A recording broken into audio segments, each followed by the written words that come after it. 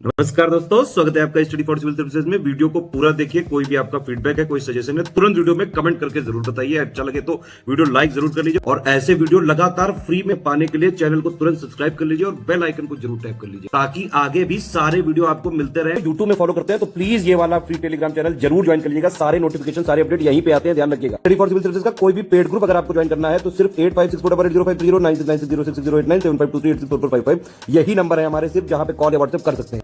Instagram पे हमारा page जरूर फॉलो कर लीजिएगा, स्टडी फॉर सिविल .सर्विसेज है। ट्विटर पे हमको जरूर फॉलो कर लीजिएगा, @study for civils है। दोस्तों, समीक्षा अधिकारी के प्रीलिम्स एग्जामिनेशन के लिए आप बेहतर तैयारी में लगे होंगे और उसी तैयारी को सही दिशा देने के लिए, सही आकार देने के लिए हमारी ओर से ये मॉड्यूल के वीडियोस दिए जा रहे हैं। इसके साथ साथ टेस्ट के भी वीडियो आपको मिलेंगे, तो उससे आप प्रैक्टिस कर सकते हैं और मॉड्यूल से अपनी बेहतर चीज़ों को तैयार कर सकते हैं। तो मॉड्यूल का हमारा फॉर्मेट ये होता है, जैसे आप यहाँ इंग्लिश मीडियम का ये मॉड्यूल देख रहे हैं और हिंदी वाले कुछ आगे दिए जा चुके हैं, इंग्लिश वाला पीछे रह गया था, तो इंग्लिश वाले अभ्यर्थी जो है वो शिकायत कर रहे थे। लेकिन ऐसा कोई नाराज होने की बात नहीं है, वो दोनों ही माध्यम के अभ्यर्थियों का ध्यान रखा जाएगा।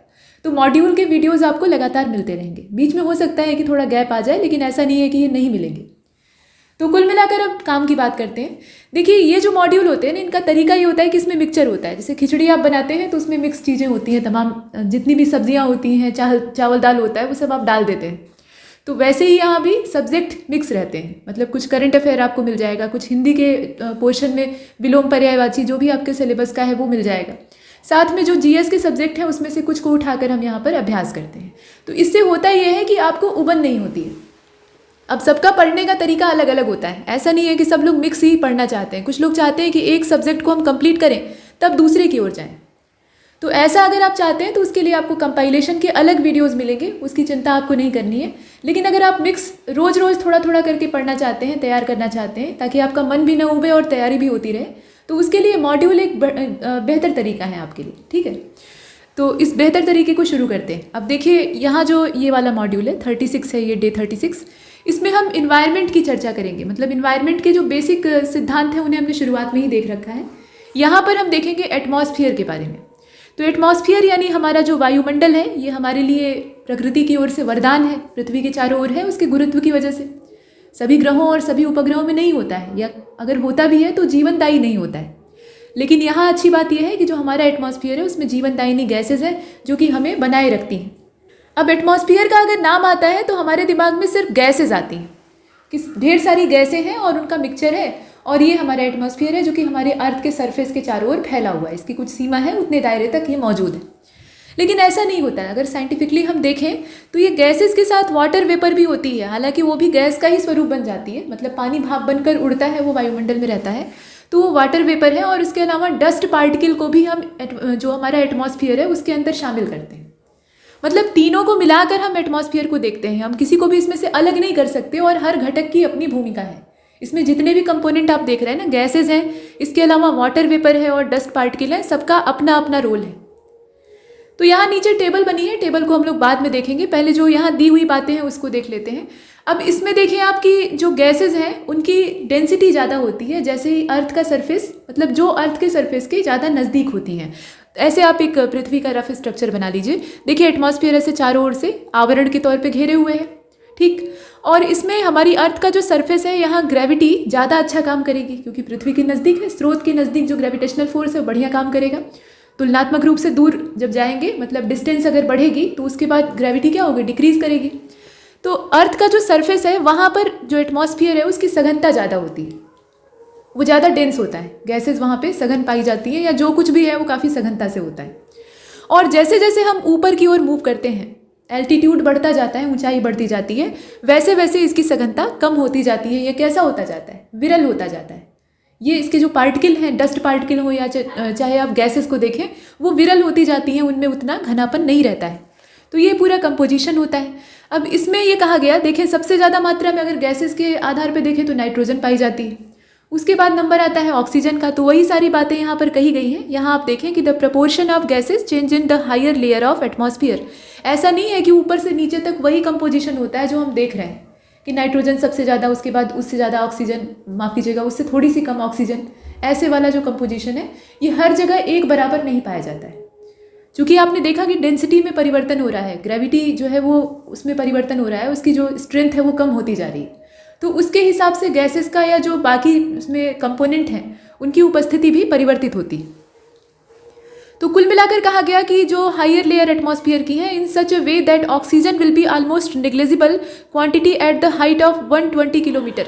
अगर आप 120 किलोमीटर या उससे ज़्यादा ऊंचाई पर पृथ्वी से ऊपर की ओर जाते हैं तो एटमॉस्फेयर तो रहेगा, ऐसा नहीं है कि एटमॉस्फेयर वहाँ पर गायब हो जाएगा, लेकिन ऑक्सीजन नहीं के बराबर बचेगी। इसीलिए जब जैसे जैसे आप ऊपर की ओर सफ़र करते हैं सांस लेना मुश्किल हो जाता है। ठीक है, तो 120 किलोमीटर अगर आप ऊपर चले जाते हैं तो हवा एकदम पतली हो जाती है और सांस लेना बड़ा मुश्किल होता है। Similarly carbon dioxide and water vapour are found only up to 90 kilometre. अब ये देखिए कार्बन डाइऑक्साइड जो कि एक नंबर की चंट गैस है, और चंट इसलिए है क्योंकि ये ग्रीन हाउस इफेक्ट में अच्छा खासा इजाफा करती है, पृथ्वी पर गर्मी बढ़ाने के लिए उत्तरदायी है। हालांकि इसको ज़्यादा असंतुलित करने के पीछे मनुष्यों का ही योगदान है, इसका कोई दोष नहीं। तो कुल मिलाकर कार्बन डाइऑक्साइड और वाटर वेपर जो है वो भी 90 किलोमीटर की रेंज तक ही पाए जाते हैं, उसके बाद इनकी भी उपस्थिति नगण्य होती है। ये चीज़ हमने देखी। तो ये एटमॉस्फेरिक डेंसिटी और इसमें जो कंपोजिशन है उस पर हमने चर्चा की। अब यहाँ पर जो नीचे टेबल बनी हुई है इसमें आप ये देखेंगे कि कौन कौन से इसमें पार्टिकल या कौन कौन सी गैसेस पाई जाती हैं, तत्व के हिसाब से भी आप देख सकते हैं, और उनका फार्मूला दिया हुआ है, साथ में उनका जो परसेंटेज वॉल्यूम वाइज दिया हुआ है उसे भी हम देखेंगे। तो नाइट्रोजन का अमाउंट सबसे ज़्यादा होता है। अब कोई हमसे पूछता है कि नाइट्रोजन कितनी पाई जाती है एटमॉस्फेयर में, तो हम मोटे तौर पे कह देते हैं कि 78%। लेकिन एग्जैक्ट अगर पूछा जाए तब ऐसा नहीं है। अब देखिए परीक्षा में ये प्रश्न जो है ना कई बार पूछकर घिस चुके हैं, तो इसमें कुछ नयापन लाने के लिए आपसे एग्जैक्ट पूछ सकता है, यानी 78 पॉइंट कुछ करके 4 आपको ऑप्शन दे देगा, उसमें से चुनना रहे तब। तो उस कंडीशन में आप देखें 78.08% होती है, ये प्रतिशत है, इसका ध्यान दीजिएगा। और वैसे ही आप देखें इसमें एकदम जो सटीक आंकड़ा है वो आपको पता होना चाहिए। ऑक्सीजन का कितना होता है, तो लगभग ये 20.95%। अब इसका लगभग हम लोग कहते हैं 21, ये एग्जैक्ट है, ये लगभग नहीं, अप्रॉक्सीमेट इसको हम कह देते हैं 21%। इसके बाद आर्गन की मात्रा जो है वो ऑक्सीजन के बाद तीसरे नंबर पे सबसे ज़्यादा होती है, 0.93% है। ठीक है, इसका जो अमाउंट है वो कितना है, 0.93% है, जो कि आप यहाँ पर देख रहे हैं। अब नंबर आता है कार्बन डाइऑक्साइड का। तो कार्बन डाइऑक्साइड इसकी जो मात्रा है वो 0.036% होती है। कितनी होती है, 0.036% होती है। कहीं कहीं आप सिर्फ 0.03 लिखा हुआ देखते हैं, लेकिन लास्ट में 6 होता है, वो आपको ध्यान देना है। तो इसके बाद आप देख रहे हैं नियॉन को, तो नियॉन का होता है 0.002, 0.002, और हीलियम का होता है 0.0005। क्रिप्टॉन का कितना होता है, ये सब अक्रिय गैसें हैं, क्रिप्टॉन का होता है 0.001, और जिनॉन का होता है 0.00009, यानी 9। मतलब 4 ठे 0 रहेगा, उसके बाद 9 रहेगा। ये दशमलव के बाद इतनी छोटी मात्रा में पाई जाती है। और हाइड्रोजन जो है वो इससे भी कम पाई जाती है। कितनी पाई जाती है, तो 0.00005। ये रहा प्रतिशत, जो कि वॉल्यूम के हिसाब से हमने यहाँ देखा। तो यहाँ गैसेस का फार्मूला दिया हुआ है, साथ में उनका अमाउंट कितना एटमॉस्फेयर में मौजूद है सामान्य तौर पे, औसत, वो हमने देख लिया। अब यहाँ पूरा स्ट्रक्चर जो एटमॉस्फेयर का है उसको हम देखने वाले हैं। तो एटमॉस्फेरिक स्ट्रक्चर को देख लेते हैं भाई। अब यहाँ देखें, पहले तो चित्र बना हुआ है, लेकिन उससे पहले हम थ्योरी को एक बार पढ़ लेते हैं, उसके बाद फिगर को समझने में और समझाने में आसानी होगी। देखिए, the atmosphere consist of different layers with varying density and temperature. न सिर्फ डेंसिटी में वेरिएशन आता है, बल्कि जो टेम्परेचर है उसमें भी परिवर्तन होता है, वो भी बदलता है, एक जैसा नहीं रहता है। और सामान्य स्थिति क्या होती है कि जैसे जैसे आप हाइट ऊपर की ओर तय करते जाते हैं, मतलब एल्टीट्यूड बढ़ता जाता है, वैसे वैसे टेम्परेचर डिक्रीज करता जाता है। ये एक सामान्य स्थिति। तो density is higher near the surface of earth. और क्यों हायर होती है, तो ग्रेविटेशनल फोर्स वहाँ पे बहुत बढ़िया काम करता है, और इस वजह से वहाँ सघनता ज़्यादा होती है। और जैसे जैसे हम एल्टीट्यूड को इंक्रीज करेंगे, यानी ऊंचाई को बढ़ाएंगे, वैसे वैसे क्या होगा, डेंसिटी जो है वो डिक्रीज करती जाएगी, उसमें कमी आती जाएगी।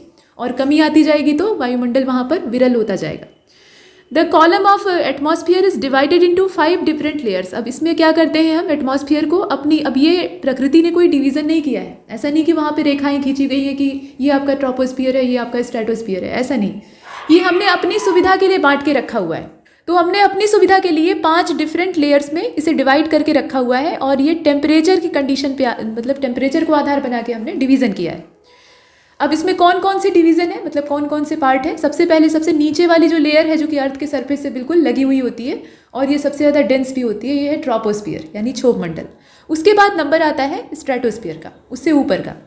फिर नंबर आता है मेसोस्फीयर का, फिर है थर्मोस्फीयर और अंत में एक्सोस्फीयर है, जिसकी कि आउटर लिमिट का पता ही नहीं है।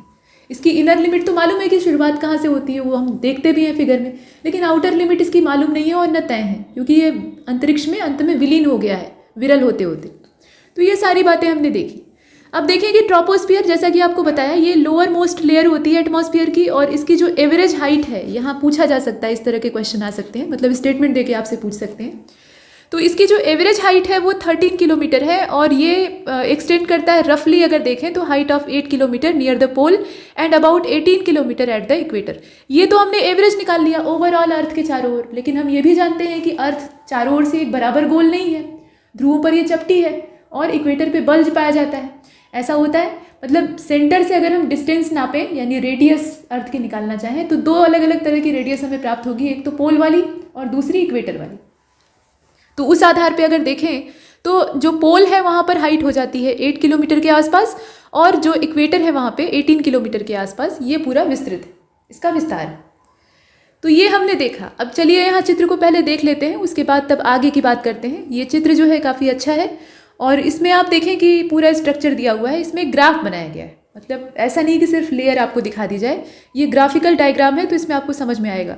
देखिए नीचे जो इसका एक्स एक्सिस है, ग्राफ जब आप बनाते हैं तो इसमें एक्सिस बनाते हैं ना, ये एक्स एक्सिस होता है, ये वाई एक्सिस होता है। इधर अगर आपको बनाना हो नेगेटिव में तो एक्स डैश हो जाता है, नीचे वाई डैश हो जाता है, ऐसे नाम रखते हैं आप। तो यहाँ दो ही एक्सिस है, एक्स और वाई। अब इसमें से जो एक्स एक्सिस है उस पर टेम्परेचर को दर्शाया गया है, यहाँ नीचे आप देख रहे हैं टेम्परेचर लिखा हुआ है जी, ये डिग्री सेल्सियस में। और इधर जो एल्टीट्यूड है, मतलब ऊंचाई है, उसको वाई एक्सिस पे रखा गया है, और ये किलोमीटर में है। अब इसी में हम एटमॉस्फेरिक लेयर्स को देखने वाले हैं। तो सबसे नीचे आपका ट्रोपोस्फियर है, जो कि आप यहाँ पे देख रहे हैं, उसकी रेंज आप देखिएगा यहाँ तक है, ठीक। ये आपका ट्रोपोपॉज है, और ये बीच में पूरा एरिया जो है ये ट्रोपोस्फियर का है। ये लिमिट है, मतलब ये सीमा है। अब इसके बाद स्ट्रेटोस्फियर स्टार्ट हो रहा है। अब जब हम ऊपर की ओर बढ़ेंगे, ये 50 किलोमीटर की ऊंचाई हम तय करेंगे, तो यहाँ तक 10 से लेकर 50 के बीच में ये पूरा दायरा किसका है? स्ट्रेटोस्फीयर का है। यहाँ पे जितनी भी क्लाइमेटिक एक्टिविटीज़ हैं वो शून्य हो जाती हैं, नगण्य होती हैं। इसी वजह से हवाई जहाज़ को इसी रेंज में उड़ाया जाता है। और यहाँ पे स्ट्रेटोपॉज को आपने देखा। अब इसके ऊपर जैसे ही हम जाएंगे तो यहाँ पे मेसोस्फीयर आएगा, यानी मध्यमंडल, ये बीच में पाया जाता है। और मध्यमंडल की भी एक सीमा है, यहाँ 80 किलोमीटर तक आप चले आइए, तो 50 से लेकर 80 ये एक एवरेज रेंज नापी गई है। और ऊपर चलते हैं तो नंबर आता है थर्मोस्फीयर का, जो कि 400 किलोमीटर तक ऊपर फैला हुआ है। और उसके बाद नंबर आता है एक्सोस्फीयर का, जिसकी कि आउटर लिमिट यहाँ पर नहीं दी है और है भी नहीं। कहाँ पर ये विलीन हो गया है ब्रह्मांड में पता नहीं चलता है। ग्रेविटी जहाँ तक काम करती है वहाँ तक रहता है, और उसे हम नाप नहीं सकते, मतलब ऐसा कोई बॉर्डर नहीं खींच सकते। तो ये था हमारा ग्राफिकल रिप्रेजेंटेशन, जिसे कि आपने यहाँ पर देखा। टेम्परेचर जो है वो डिक्रीज़ कर रहा है जैसे जैसे ऊंचाई बढ़ रही है। आमतौर पे ऐसा ही होता है। कुछ स्थानों पर आप देखेंगे, जैसे स्ट्रेटोस्फीयर है, तो वहाँ आप जानते हैं कि ओजोन लेयर पाई जाती है एक स्थान पे, उसकी एक तय सीमा है।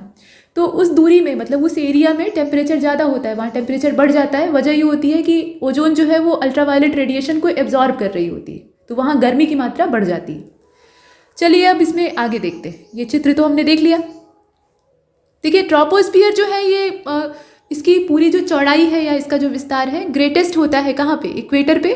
और ऐसा इसलिए होता है, यहाँ देखें आप, कि because heat is transported to great height by strong convectional current. ठीक है, ये जो हीट का ट्रांसपोर्टेशन होता है इसकी वजह से ये घटना हम देखते हैं। और this layer contain dust particle and water vapour. ये जो ट्रोपोस्फियर है इसमें सिर्फ गैस नहीं होती है, उसके अलावा डस्ट पार्टिकल भी बहुत अच्छे खासी मात्रा में होते हैं, क्योंकि अर्थ के सरफेस के एकदम नज़दीक है, वहीं से शुरुआत ही होती है। तो डस्ट पार्टिकल होते हैं प्लस वाटर वेपर यहाँ पे प्रचुर मात्रा में पाई जाती है। All changes in climate and weather take place in this layer.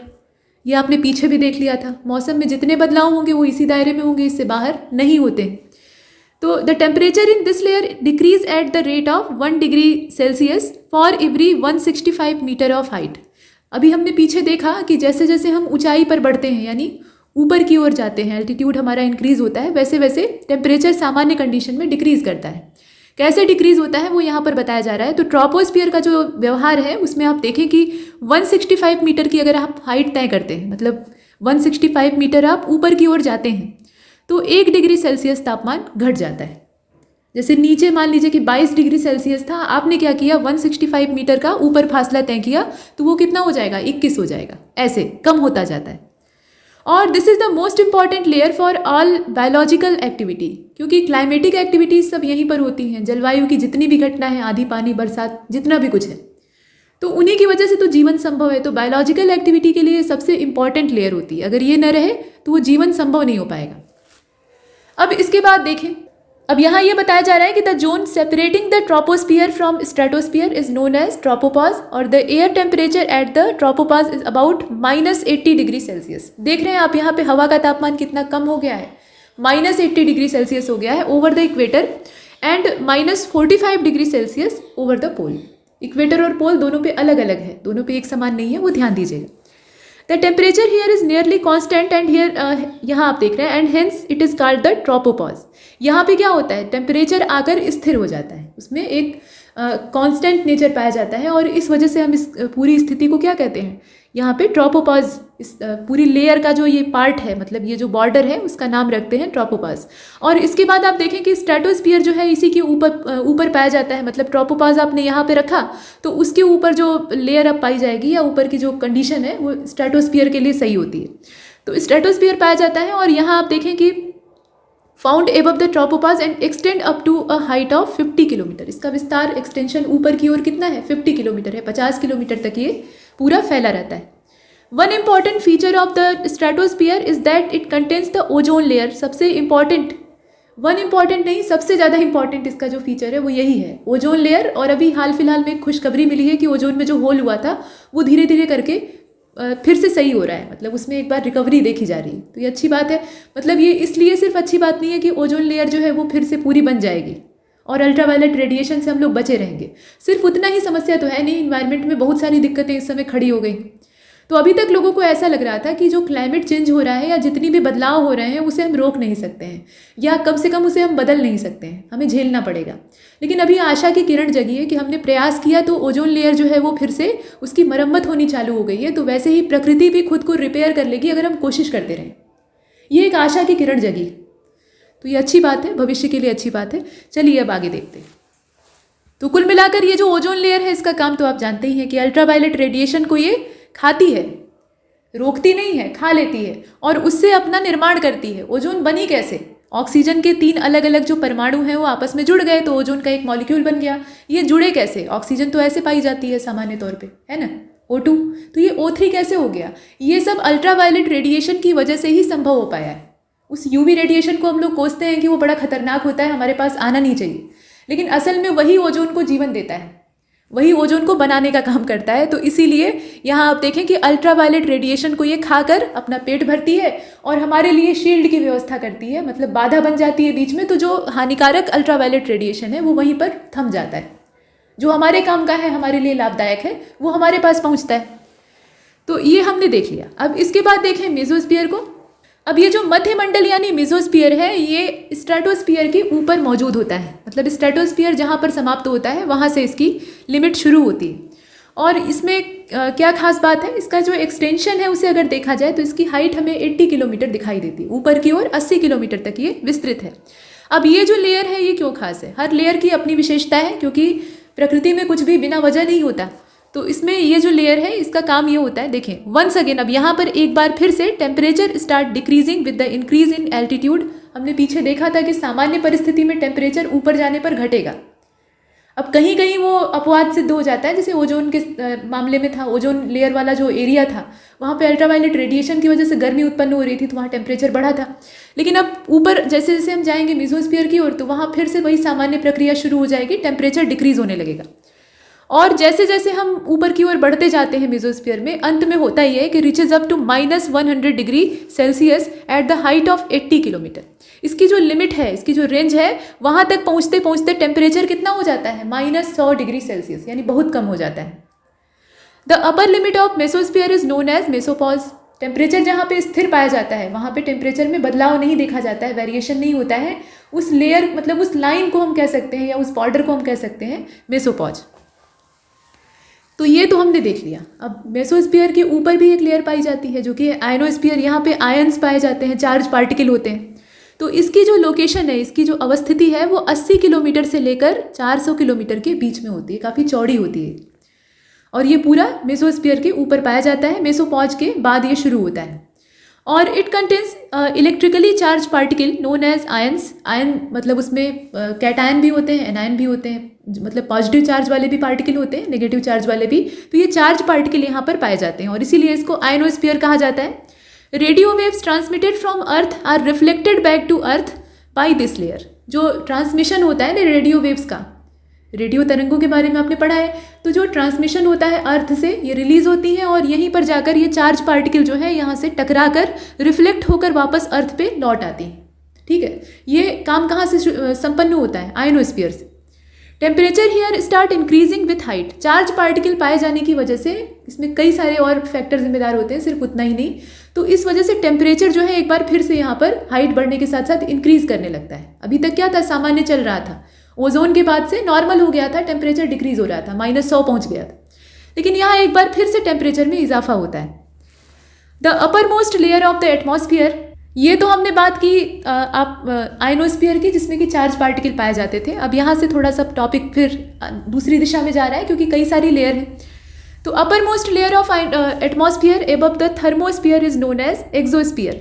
ठीक है, अब यहाँ जो सबसे बाहर की लेयर है उसको हम कहते हैं एक्सोस्फीयर।